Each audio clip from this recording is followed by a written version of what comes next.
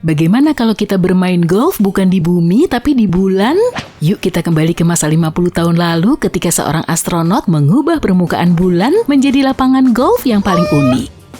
Pegolf manapun akan memberitahumu betapa sulitnya menghindari jebakan pasir. Tapi bayangkan Alan Shepard, seorang astronot NASA, bermain di permukaan yang teksturnya seperti bubuk super halus. Saat misi Apollo 14, dia beristirahat sejenak untuk memamerkan keahlian bermain golf di luar angkasa kepada semua yang menyaksikannya di bumi. Setelah pukulan pertamanya, dia dengan penuh semangat melakukan pukulan berikutnya. Baginya bola itu seperti melayang tanpa henti.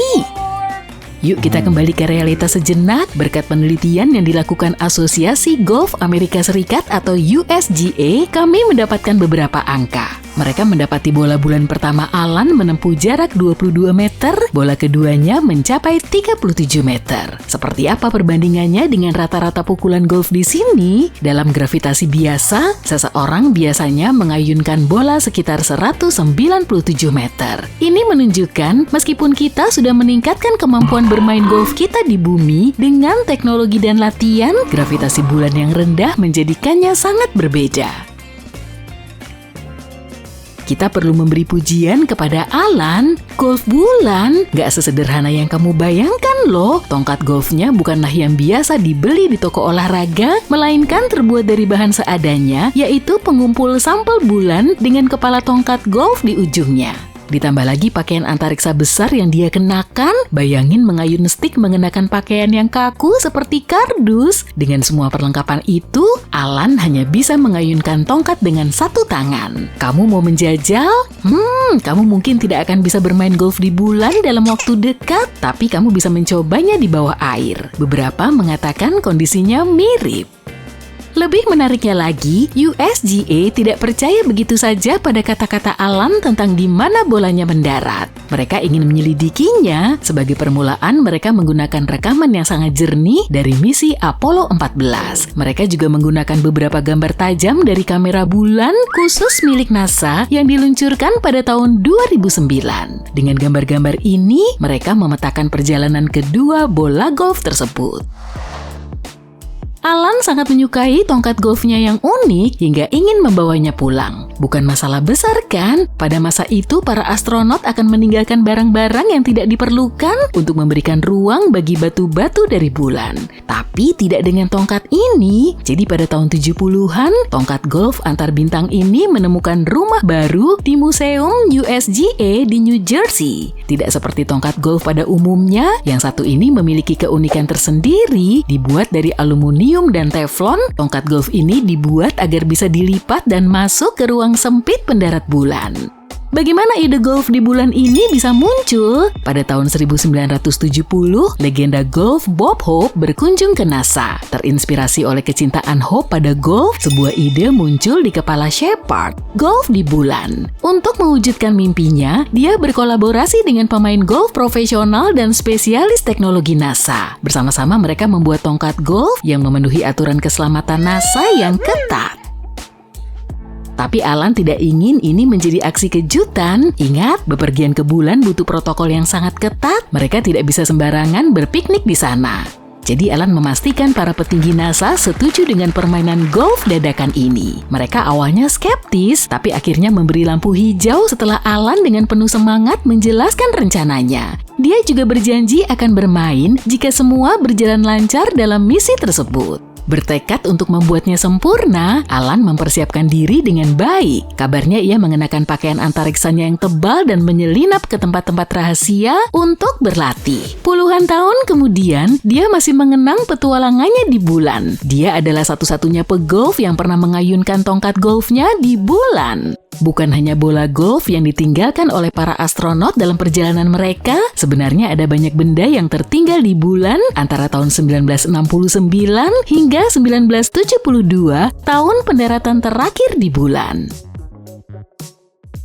Setiap kali menatap ke bulan, ingatlah bahwa ada foto keluarga yang manis di sana, beberapa gadget sains berukuran besar, patung kecil, sekumpulan kantong kotoran manusia, dan ya, beberapa bendera Amerika.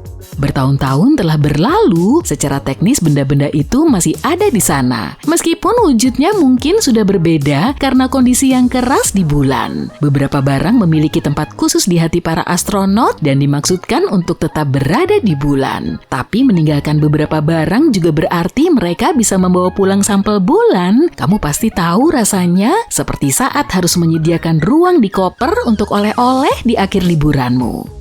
Apakah NASA memiliki daftar lengkap benda-benda yang mereka tinggalkan di bulan? Nggak juga. Faktanya sebuah tim mencoba membuat daftarnya dan mencapai total 106 benda yang ditinggalkan di sana dari misi Apollo 11 saja. Itu belum termasuk jejak kaki Neil Armstrong dan Buzz Aldrin yang terkenal itu.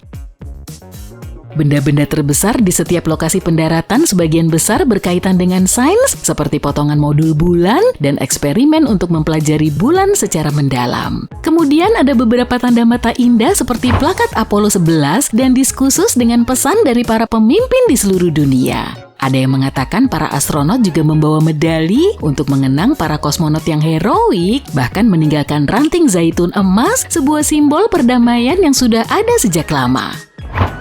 Misi bulan selanjutnya sedikit lebih seru nih, seperti yang dilakukan Alan Shepard dengan permainan golfnya, tapi penghargaan untuk momen paling mengharukan jatuh pada Charlie Duke. Saat misi Apollo 16, dia meninggalkan foto keluarganya di sana, seolah dia ingin mereka menjadi bagian dari petualangannya. Meski sebagai catatan, foto-foto itu mungkin tidak bertahan dengan baik karena paparan radiasi matahari yang tinggi di bulan. Bisa saja ada museum seni di satelit kita juga. Biar ku jelaskan, ada sebuah karya seni kecil yang disebut Moon Museum. Benda ini berupa kepingan keramik seukuran kuku yang dibuat oleh seniman bernama Forrest Myers. Benda mungil ini menampilkan karya seni miniatur dari 6 orang berbakat, di antara mereka bahkan ada Andy Warhol yang terkenal, seniman yang terkenal dengan kaleng subikonik dan potret selebritas. Forrest Myers mengatakan ia ingin museum mininya berada di bulan, tapi ada masalah, para petinggi NASA tidak setuju dengan ide tersebut. Namun Myers berbagi dengan pers bahwa ia menyerahkan chip seni ini kepada seorang insinyur yang bekerja pada misi Apollo 12. Menurut Myers, insinyur ini diam-diam menyelipkan museum bulan ke salah satu kaki pendarat bulan. Kalau kamu belum tahu, para pendarat bulan ini tidak kembali ke bumi setelah misi mereka. Tapi jangan terlalu percaya dulu deh, karena NASA tidak pernah mengonfirmasi cerita ini. Kamu mungkin bertanya-tanya kenapa mereka meninggalkan semua benda itu?